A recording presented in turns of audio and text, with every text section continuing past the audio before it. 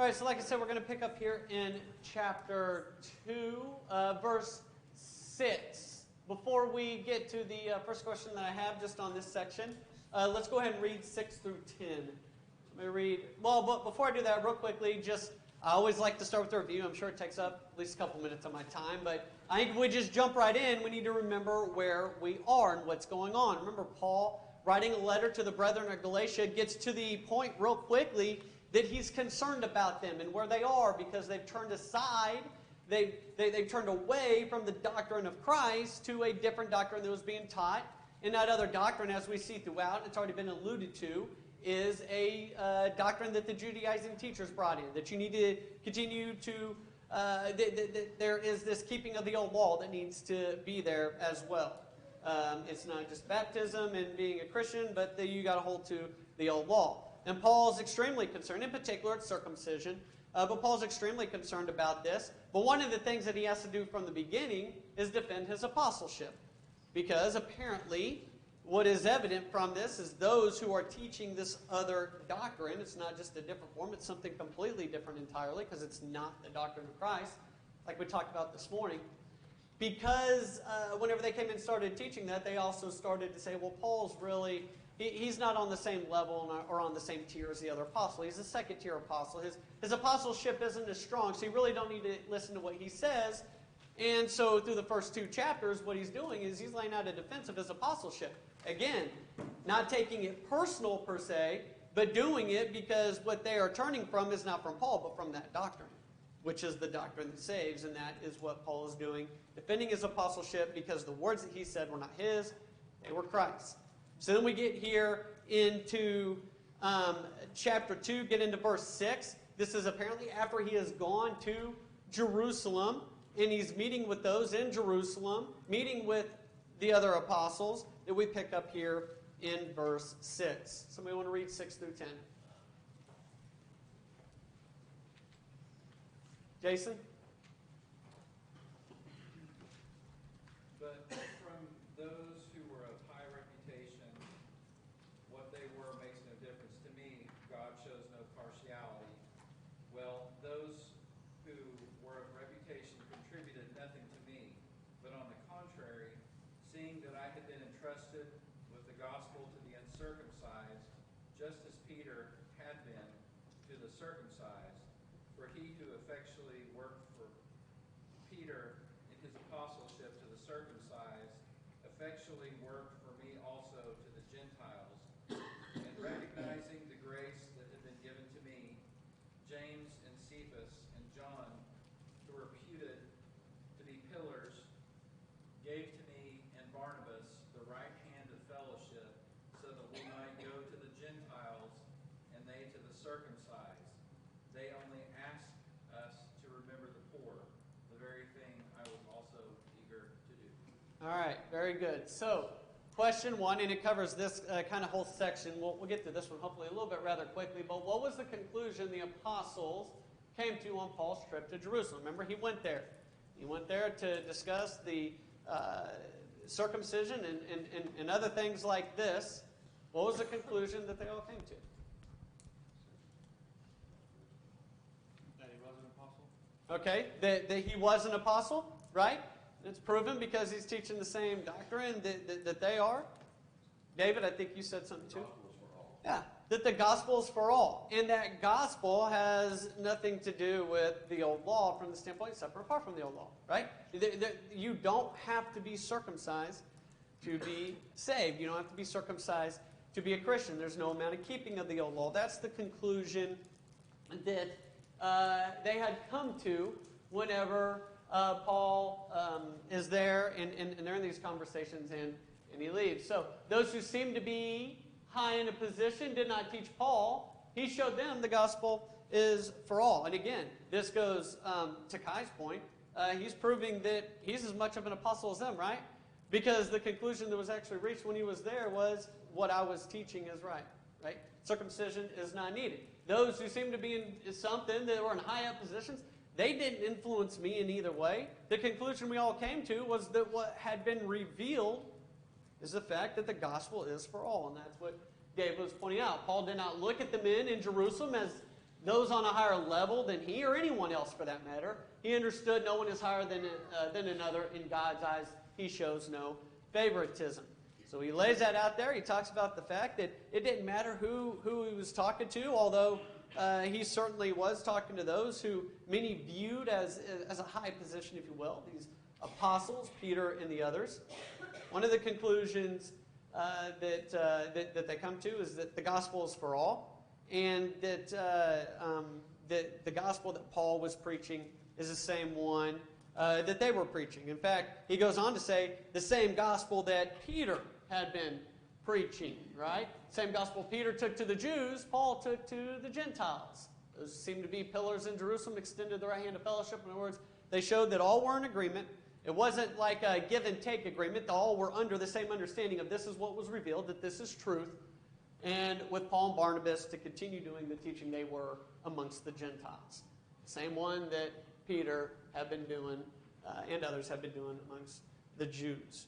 So that kind of, brings that point kind of down through there. I'm trying to make sure I don't have any other notes that I'm wanting to work through. That gets us down through verse 9 anyways. And then verse 10, just real quickly, it does say that Paul and Barnabas were to remember the poor. The idea there, whenever you go and you look at it and you think through it, and this is what the majority of commentators would also say, is they were to remember the financial burden that was among many Christians. We see Paul doing this. Okay, he says that Paul's eager to do so, but we see throughout his work and throughout his ministry, his priority was teaching the gospel, but he didn't completely lay aside helping with financial needs. There was, what's the word I'm looking for?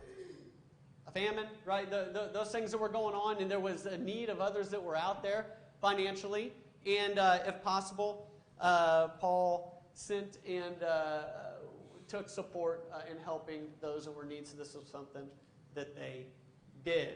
So one of the conclusions you come through here, and I know that I went through that quickly, but that's because there's going to be a lot here in 11 through the remainder of the chapter that I want to get to. We've kind of already hit on some of this. Paul's proven the fact that he is not a second-tiered apostle. He's on the same level as them. That God shows no personal favoritism. That Paul wasn't intimidated by Peter or the others. And it wasn't the fact that they came to some sort of give-and-take agreement, but they were all on the same page. And what they were on the same page was what Paul was teaching was true. The same thing that Paul was teaching is what Peter was teaching. The same thing Peter was teaching is what Paul was teaching to the Jews and to the Gentiles. Any comments on that before we get into this next section? Because this one's going to start to get a little bit more detailed. I think I talked fast enough. Nobody wants to say anything.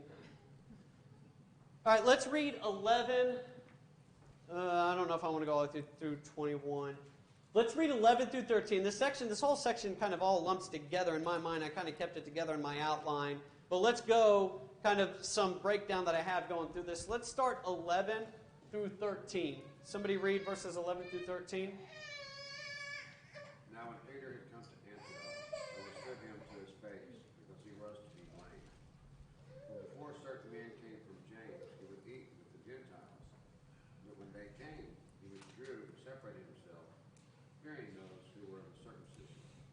And the rest of the Jews also played the hypocrite with him, so that even Barnabas was carried away with the hypocrisy. Okay, very good. Question number 2, why did Paul withstand Peter?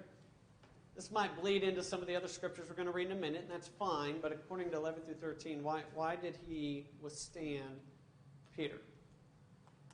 Kurt? Because he was wrong in what he did in his actions. I think, just as a side note, this is also a text for the doctrine of papal infallibility. Throw that in there, because there are many believe that Peter was the first pope and therefore could not sin. So we see this as being not the case. Yeah. And Paul had to set it straight. No, that's a real good point. Those, of Catholic denomination, they believe Pope can't make a mistake, he's not wrong, that type of thing. And Peter was the first pope, and here you see Peter being withstood by an inspired writing from the Bible that talks about the fact that he was wrong, and Paul was right in withstanding him. And that's why he withstood him. He withstood him because he was wrong. I guess I should have read into 14 through 16. That's the next section because it might help answer this question a little bit more. But how was he wrong? In the fact that he stopped associating with Gentiles once his Jewish buddies, for lack of a better word, or former Jewish buddies, people that had been circumcised, showed up. That's right. You know, it says in verse 14 that he was not straightforward about the truth of the gospel, okay?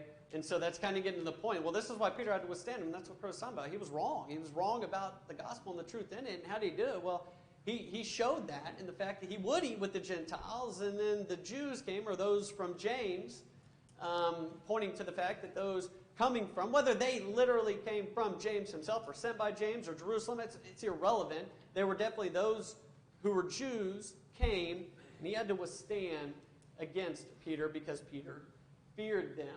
And that's certainly why Peter withstood him. When we see him doing so, he did so, or why Paul withstood Peter. Paul withstood him due to his hypocrisy. Peter brought about confusion and damage due to his actions. Okay? Due to his actions, due to his teaching. I could have added that in there. I didn't. I'm sorry, but that's really kind of verse 14, that they were not straightforward about the truth of the gospel. Due to his actions and due to what he was doing, there was hypocrisy, there was inconsistency, and what ended up happening as a result, well, it did damage to the work. It caused confusion amongst these brethren. And so because of this, Paul has to stand against him. And he believes he has to do so publicly in this case. We read right here, before men from James came, he would eat with the Gentiles, but stopped due to fear of the Jews. This caused confusion among the Gentiles, damage to the work of the Lord. Peter brought about this confusion. And not only did Peter bring about this confusion, but did others follow him? Yes, others followed him. We read that other Jews and Barnabas followed down the same path. I have it up there, so I'm going to ask this question. You guys can answer it, but what can I learn from that? What has an impact? What matters? Who you look up to? Yeah, our example. Our example, our actions, they have an impact and they matter, and they can and they do influence. Peter was one that was seen as a pillar, and no doubt was an apostle. And so whenever these actions are taken by him, whenever he's not being straightforward with the truth of the gospel, it no doubt is going to cause confusion and take those who would otherwise appear to be strong to start to think, well, wait a minute, maybe he's right. So you got that idea that our influence is impactful. You're one who is a preacher or teacher of the gospel and proclaiming to be a Christian. Your example has impact. Your teaching, the things that you say, and then your actions, the things that they do, they can influence others. You are an elder. It can influence others. You are an elder's wife. You're a teacher, you're a preacher. All this can impact others. And we need to be careful about that. We need to understand that. We need to take the seriousness of the gospel, what the truth is, and make the application to our life and to our teaching, and not act in any other way and not teach in any other way, because it can lead others astray. But then you look at the flip side of that, and we also need to understand the application made there, right? As the example, we need to be the proper example. We need to have a conduct honorable among all men, as we read in 1 Peter. But what about those such as the other Jews and Barnabas? We look at them and we see that they followed in that example, and shame on Peter, he shouldn't have done this, but what about those others? Do they have an excuse? Is it, hey, it's okay because Peter was acting in this way? What is it? Peter represented a higher level. He's an apostle. He's got the Holy Spirit directly involved in his actions. And yet he was still able to sin. I think that's an important point. But we have influences that we need to realize that we're responsible for other people and how we act. If we cause others to stumble, that's on us. In addition to the hypocrisy. That's right. That's definitely going to be upon us, and we need to make sure that we are handling ourselves aright. What about those? Go ahead, Rick. Sometimes I've heard this mentioned before, and I'm not trying to excuse his actions because obviously it was wrong, but what it does is it helps us understand a balance. In 1 Corinthians chapter 9, Paul is speaking about him becoming all things to all men in we do the same thing. We're trying to win people to the gospel, not only through our actions, but teaching as well. And while Peter may have been doing this at that moment, he let that overrule his actions toward others as well. And so we have to have that balance, not putting a stumbling block before one, but while also trying to save another. That's right. And I think the key, like I said, I should have had us read through 14, but the key behind it is you have this balance, but you got to make sure that you're always straightforward about the truth of the gospel. And that's why Paul ultimately is having this conversation with them. Why? Because he wasn't straightforward about that truth. And that truth needs to be straightforward about, especially whenever you're a teacher, you're one of influence. It does have impact. One of the things that I was trying to get at, and I understand that Peter is an inspired apostle, but the gospel had been delivered, right? And it was in the process of being taught and those types of things. And just as Paul was telling these, wait a minute, I taught you the gospel that circumcision wasn't something that had to be had. That was something that hadn't been taught to that point in time regarding Peter. Barnabas and the other Jews at some point need to stop and say, okay, what has been revealed and something isn't connecting here. In other words, what I'm trying to say is we always need to go back to the Word. Okay? We always need to compare it to the Word. Just because somebody says something doesn't mean that it is truth. We need to always make sure, even an individual of influence, we need to make sure we're always going back to the Word of God. David? In the last sentence of that, verse 12 says, fearing those who were of the circumcision. The reason he acted this way was out of the fear of a loss of placement, a fear of the way someone thinks, not really for sure, doesn't say. But that's why Paul went on to his actions, but his actions he feared men. Paul didn't fear Peter. He didn't fear losing the relationship with Peter. He didn't fear hurting this physical relationship. He feared God. When we go to Matthew 10, it says, do not fear those who can kill the body, but fear those who can kill the soul and the body. And to kind of bring this point out, we have to be very aware of why we do things. Are we doing things because of fear of men? Or are we doing things because of fear of God? That's a good point. That's definitely one of the things that it's driving, or that appears to be driving Peter down this path and causing him to be inconsistent and to be flip-flopping.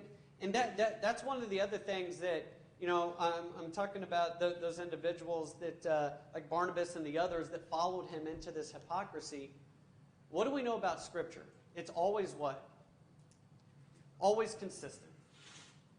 You're not going to have inconsistencies in truth. And so the moment that you start seeing inconsistencies, something isn't jiving with another, you need to say, whoa, whoa, whoa, whoa. You need to stop, and you need to reconcile it all. Because we hold fast the pattern of sound words. God is not the author of confusion. It's all going to fit. And if you start seeing these inconsistencies, whether it be from one's actions or from the truth that they preach, then something needs to go off in our mind. I'm not trying to harp on those. This is obviously something that's dealing with Peter. I'm just making the point. Go ahead. It might be important to realize that the definition of hypocrisy means that he knew better. Yeah. It wasn't that he changed his mind or been swayed in a different direction. He knew better and he knew what he was doing was wrong. That's right. And so he's going to end up taking others down this path with him. And this brings us to... I should have changed that heading up there. Sorry about that. This brings us to 14 through 16. Let's read 14 through 16. So read that for me. DJ. But when I saw that they were not straightforward about the truth of the gospel, I said to Peter before them all, if you being a Jew live in the manner of the Gentiles and not as the Jews, why do you compel Gentiles to live as Jews? We who are Jews by nature, not sinners of the Gentiles, knowing that a man is not justified by the works of the law, but by faith in Jesus Christ. Even we have believed in Christ Jesus that we might be justified by faith in Christ, not by the works of the law. By the works of the law, no flesh shall be justified. Okay, very good. So, what does Paul lay out regarding faith in Christ and the works of the law? Explain the application of this truth. Real quickly, though, I want to come back to this. I should have moved this slide a little bit up because I want to go through verse 14 real quickly. Paul dealt with Peter how? Before them all, right? He felt like a point of wisdom that this was the only way to handle this situation. Does that mean every single time we come to a situation that somebody's teaching error, something that isn't the truth, that it needs to be dealt before them all. We see other examples where that isn't the case, right? What's one that we can think of? Okay, Apollos. But Paul believes that there is a reason for that, and I think when you think about the situation that is going on, it makes sense. I'm going to let Ronnie make a comment, and then I'll continue with that thought. He did it publicly. He needed to be called out for it. That's right. But out there, everybody else needed to hear the same thing. That's right. We get in trouble sometimes because we call names from the pulpit. Well, when people are out there teaching error, they need to be called. That's right. And you think about a man like Peter and the influence that he has on just Christianity as a whole, but certainly within the regions that he would be associated with. I mean, people know who he is. And he's one who's not straightforward about the truth, being a hypocrite, being inconsistent with his teaching and with his actions. So Paul believes that he needs to deal with them publicly in this case. And so he does. He needs to deal with it in that manner so all can hear it. Remember, a lot of confusion, a lot of damage had been done by Peter in this sense. And so that needs to be cleared up as quickly as possible. Paul believes it needs to be done so publicly, and so he does. Sometimes it needs to be dealt with publicly. This is a situation where the truth was not being taught or exemplified properly. As a result, confusion occurred, and this was being done publicly, and so Paul deals with it publicly to fix the confusion that was there. One point that I do want to point out, though, I want us to understand this, dealing with others. In this regarding ways, I know he does it publicly, but recognize what Paul doesn't do. Paul did not do so, he did not deal with this matter publicly by means of slander, but handled it on the basis of truth. Okay? What I'm saying whenever I say that is this. Paul dealt with Peter. And he called Peter out. And he told Peter he was wrong and told everybody else that he was wrong and didn't hold back in being straightforward about that. Okay? He was strong and he was as bold as he needed to be. But he didn't go through and slander Peter in any manner, shape, or form to try to gain the advantage of the crowd. What was the basis of Paul's argument? Truth. Whenever we deal with somebody, whether it's publicly or we have to possibly go to somebody privately, you don't go after their personal character. You go after it the basis of truth. You're not standing for the truth. You're not teaching the truth. You're not preaching the truth. You're not living for the truth. That removes that card from them to have the ability to say, he attacked me. Now, if their heart isn't right, they're probably going to try to play that card anyways. But why give them any ammunition? You don't go after them and their character. It's all on the basis of God and His truth. And that's what Paul's attacking here. And that's a lesson I think we all need to take, correct? I think one of the biggest differences between Paul and Apollos here is Paul knew better. Apollos didn't know, and he was brought aside privately and taught more accurately. Right. Because he didn't know. But when these other people who know better are doing this, they need to be openly rebuked. That's right. Yeah, and like we said, especially somebody like Peter, who he is, and in the prominence that he has, and we can't shy away. We can't veer away from dealing with this and handling it publicly. And whenever you handle it on the basis of truth, that makes it so much easier to handle it publicly. When do I have to handle it in a non-public manner? Whenever I'm trying to slander the whole time, right? That's when I got to go around to each individual and then try to get people on my side and say this kind of whisper things in their ears.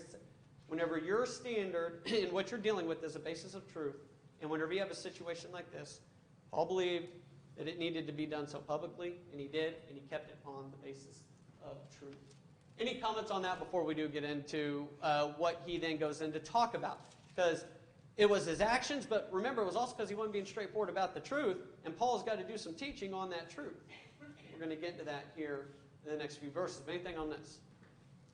Jason? I see a lot of reality about this book that was provided for us, about these figures that we read about, that they're not made up or invented, that we have Peter here whose character we've seen from when he was introduced to Christ, and it's consistent, in what we read about him. He is impetuous a little bit, or impulsive, I guess, and he denied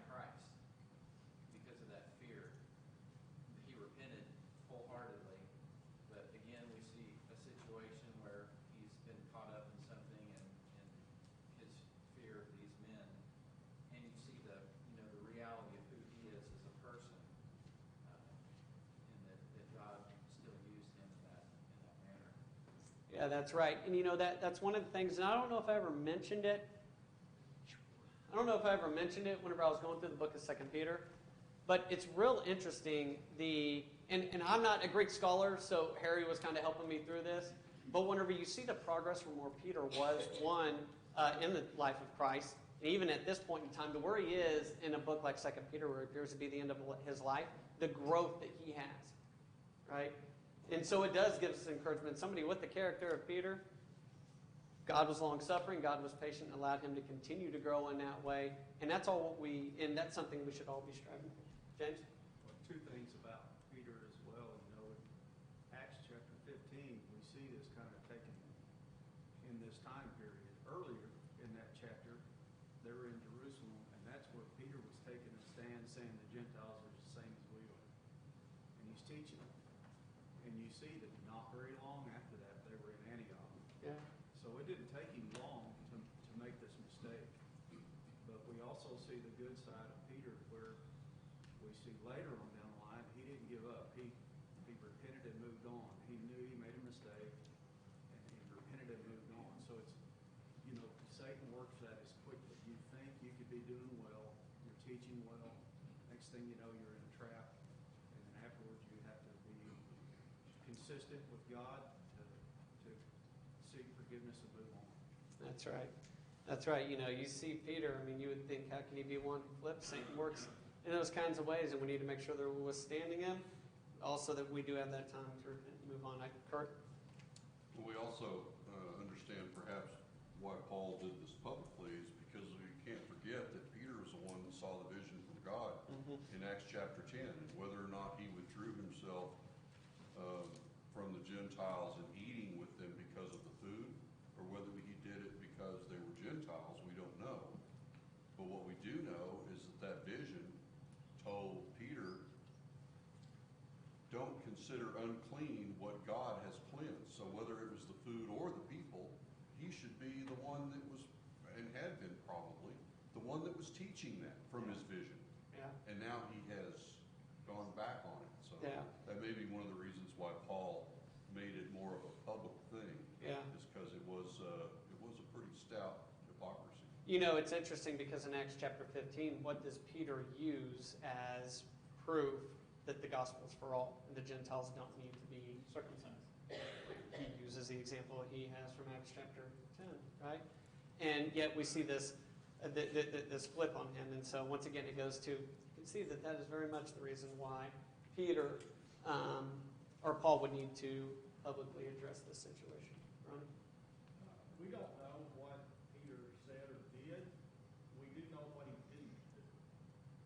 And that's kind of hitting me a little bit harder because all he didn't do was speak up when he should have. Yeah. He didn't say, hey, this is wrong, guys. We don't need to do this. He could have said nothing. He could have just been there and been a part of that and not spoke up. And that's something I think I've been guilty. Yeah. I just don't want to, I'm afraid to speak up. Sit there and not say something whenever you see something that is wrong, and that's what Paul's going to get to when we'll go over this next time regarding the fact they weren't straightforward about the truth, is because justification doesn't come by the law; it comes through Christ, and so there is no matter of that old law that we need to be keeping, and that Peter wasn't standing for that truth. Is what Ronnie was saying. Whether he went along with it and was actually teaching it, or set aside and did nothing, or what. Keep in mind, whether you're sitting aside and saying nothing about it, or you're the one actually verbalizing it, are you teaching? In both cases, you're teaching. So you can't say, well, he might not have verbalized it, so we were the one teaching. No, he was teaching by not saying anything. Okay? Or it could have been if he didn't say anything. And so we understand that, and we need to make that application. Matt?